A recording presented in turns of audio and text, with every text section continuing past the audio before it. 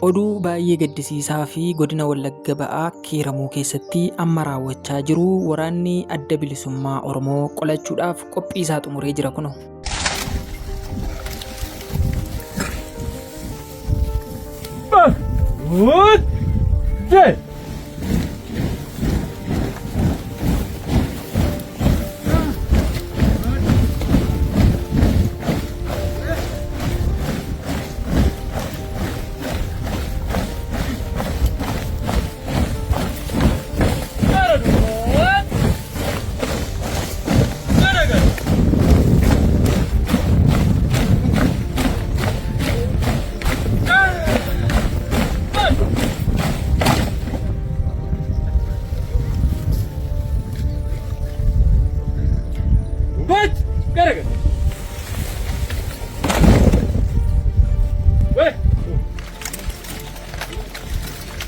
Yooyyaa harka fuunee akkam jirtu hordoftootaaf kabajamtoota Oromoo De'il bakka jirtanitti nagaan keenya isiniif haa baay'atu jechaa yeroo ammaa kana godina Wallagga Ba'aa Kiiramuu keessatti humni finxaaleyyii faannoo uummata nagaa irratti dhiibbaa qaqqabsiisaa jiraachuu isaaniidha kan odeeffanne. Keessattuu buufata fayyaa magaalaa sanatti argamu guutummaan guutuutti wanta achi keessatti argamu saamuu akkasuma hojjettoota fayyaa magaalaa sanaa marillee qabanii dhiibbaa garaagaraa irraan ga'aa turuun isaanii ni yaadatama. Akkasuma waraana adda bilisummaa Oromoos kana callisuu waan hin dandeenyee fi eebbifamtoota isaa haaraa eebbise. Akkasuma waraana adda bilisummaa Oromoo keessatti muuxannoo yeroo dheeraa horatanii waraana adda bilisummaa Oromoof gaachana uummata Oromoof abdii kan ta'an hedduun isaanii yeroo ammaa kana Kiiramuutti imalaa akka jiranidha.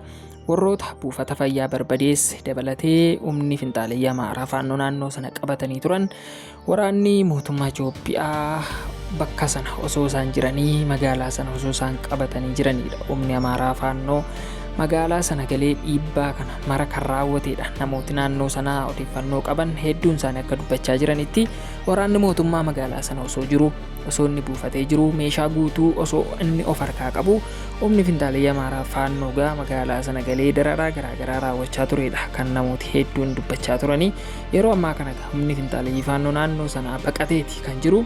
Akkamitti baqate isa jedhuuf yeroo ammaa kana waraana adda bilisummaa Oromoo uummati keenya osoo dararamnuu teenyee in ilaallu jechuudhaan lafa daandii dheeraa deemuudhaanii magaalaa sanatti kallattiidhaan argamuun humna finxaalayyii faannoo sanaa barbadeessuudhaan injifannoo addaa galmeessuudhaan magaalaa sana bilisa baasanidha kan jiru. Yeroo ammaa kana waraana adda bilisummaa Oromoo gaafa naannoo sanatti argamu gaafa uummata isaa bira dhaabatu humni mootummaa sila hin jirre yeroo humni finxaalayyii faannoo gara magaalaa galu namooti callisanii ilaalaa turan gara waraana adda bilisummaa Oromootti dhukaasuu dubbii garaagaraa barbaaduudha kan dhaga'amaatii ture. Hagammaatti waan odeeffanne keessa egaa kanumaan kan wal qabatu yeroo ammaa kana Kiiramuun deeggarsa mootummaallee ni barbaaddiidha jedhudha sagaleen dhaga'amaa jiru. Waraana adda bilisummaa Oromoo naannoo sana ni dhaqaa ni lolaa bakka sanaa dirqama socho'uudha qaba waan ta'eef ni socho'a. Isa booda garuu humni kun deebi'ee dhufee uummata miidhuu danda'a waan ta'eef jechuudha. Wallagga Bahaa aanaan Kiiramuu dirmannaa tattamaa barbaaddiidha kan namoonni hedduun fuula miidiyaa hawaasaa irratti maxxansaa jiranii. Kiiramuu pireesillee kas jedhee maxxansaatii ture. Akkuma argaa jirtan magaalaan guutummaan guutuutti kaawwan isaanii dhiibbaa garaagaraati irra gaaraa hojjettooti fayyaa naannoo sana hojjetan dhiisanii hamma baqachuuttidha kan isaan deemaa jiran. Kanaafuu uummata naannoo kanatti argaman biraa dhaabbannu mootummaan illee humna waraanaa naannoo sanatti akka ergu ta'uu baannaan immoo waraana adda bilisummaa Oromoo naannoo sanatti ergamanii naannoo sana tasgabbeessuuf humna kana uummatarraa faccisuuf namoota dhaqan irratti otoo qaamni lamaanuu wal tuquu dhiisedha. Uummati isin asirratti argaa jirtan uummata Kiiramuudha. Qeesaa dhiisee daa'ima isaa qabatee waan qabu xiqqoo qabateeti kan isaanii miila isaanii jalaa fudhachaa jiran. Egaa gidduu kanaa fuula sooshaal miidiyaa irratti dhimmi nagaa biyyaa wajjin kan wal qabatu yeroo tasgabbaa'ee turetti garuu Kiiramuutti wanti amma ta'aa jiru uummata akkaataa inni itti rakkachaa jiru qeesaa dhiisee akkaataa inni itti baqataa jiru hedduu kan nama ajaa'ibudha. Mootummaan Itoophiyaa kana keessa beekuu qabaadha. tarii immoo humni kuni naannoo sana dhaqee kan dararaa jiruu fi sababa maalirraan akka ta'e mootummaan ifa gochuu qaba jedhaniis namoota hedduun dubbachaadha kan isaan jiranii. Isa kanaaf mootummaan Itoophiyaa uummata kiiramuu bira akka dhaabbatu kiiramuu eebbaa hotel naannoo jedhamu sana wanti jijjiiru waan baay'ee jibbisiisaadha jedhu namooti baay'een naannoo sana egaa guutummaan guutuutti kontiroolii godhanii turan humni finxalee faannoo magaalaa sana guutummaatti uummata naannoo sana hedduu irratti tarkaanfii fudhachaa akka turanidha kan odeeffamaati jiru. Yeroo ammaa kana egaa tarkaanfii kana baqaa fi kiiramuun birnaa barbaada jechuun karaatti bahanii yeroo isaan godaanaa jiranidha kan argamu. Eessa akka deeman hagammaatti hin beekamu. Garuu humni finxalee faannoo kun uummata qe'eerraa buqqisee akka uummanni makaranne soqannee waan garaagaraa godheeti kan inni naannoo irraa buqqisaa jirudha. Kanaaf uummati naannoo sanaa birmannaa keessan barbaannaadha kan isaan jechaa jiran. Kanaafuu haa birmannuu fi biraa dhaabbannu. Uummati kun uummata qotee makaratee bulu waan ta'eef hundi keenya uummata kana biraa dhaabbannu waan qabnuun haa deeggarruun dhaamsa keenyadha. Walumaa galatti Oromoo Deelii irraa odeeffannoon isin bira gahaa ture kana fakkaata. Odeeffannoo biraa qabannee aga dhumnutti nagaan nu turaa isiniin jenna. Meeshaa dabalatee wantoota barbaachisan dabalatee uummata kiiramuutiif mootummaan deeggarsa akka godhu gamanumaan dhaamuu barbaanna. Dhaamsa akka biraa hin qabnu.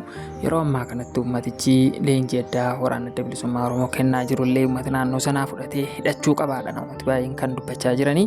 Dhugaa dubbachuuf taanaan akkuma isin argaa jirtan waraana adda bilisummaa Oromoo WBO'n akka kanatti qophii gochaa jiraadha namooti baay'een miidiyaa hawaasaa irratti wanti maxxansaa jiranii. Kun dhugaa taanaan hedduu kan nama gammachiisu, hedduu kan namatti tolu. Waraana adda bilisummaa Oromoo abdii Oromoo akka ta'etu abdiin irraa mul'ata jechuudha. Isa kanaaf waraana adda bilisummaa Oromoo waraana jabaa uummanni keenya yeroo cunqurfamutti waraana dafee dhaqqabu waan ta'eef waraanni kun aatumsamuun dhaamsa keenya. Odeeffannoon keenya walumaa gala kanarraa kana fakkaata. Odeeffannoon muddisiisaa yoo jiraate qabannee kallattiin kan isin biraan geenyu ta'a. Yeroo gaarii qabaadhaa galatoomaan. Dhaamsa Oromoo Deel guyyaa irraati. Waraana adda bilisummaa Hawaaruu uummanni keenya nagaa ta'uu biyya keenyaaf nagaa dhufu jenna.